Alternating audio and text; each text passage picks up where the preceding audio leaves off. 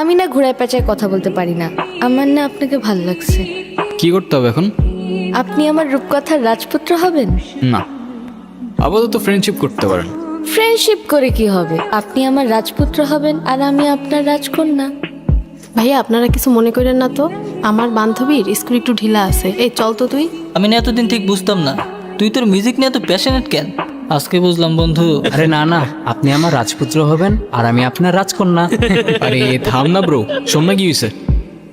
আমার সাথে রাহুল ভাইয়ের অ্যাসিস্ট্যান্টের কথা হয়েছে। উনি বলছে আমার সাথে দেখা করে দিবে রাহুল ভাই। ওই রাহুল ভাই মিউজিক ডিরেক্টর?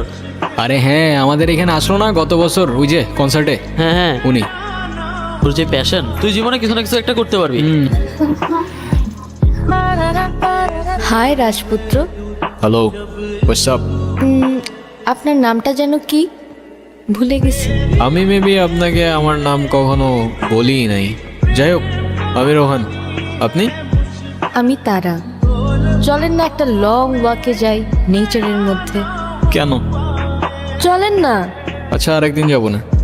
ভয় পাচ্ছেন? কি এমন হবে, খেয়ে ফেলবো নাকি আপনাকে? আচ্ছা চলেন চলেন চলেন।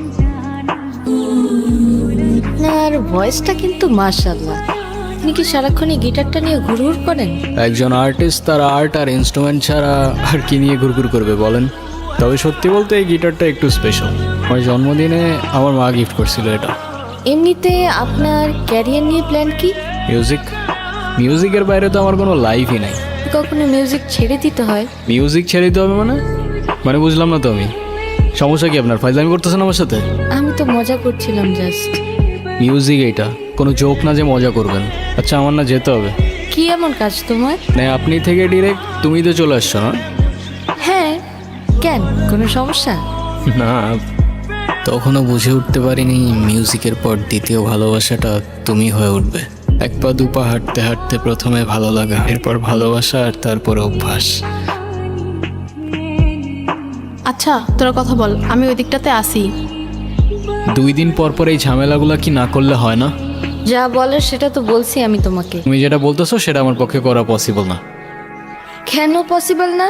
তোমার লাইফে কি আমার থেকে তোমার মিউজিকের প্রায়োরিটি বেশি? মানে তোমার সাথে তুমি মিউজিকের প্রায়োরিটির কম্পেয়ার কিভাবে করো সেটাই আমার মাথায় ঢোকে না। হান, একটু প্র্যাকটিক্যাল হও।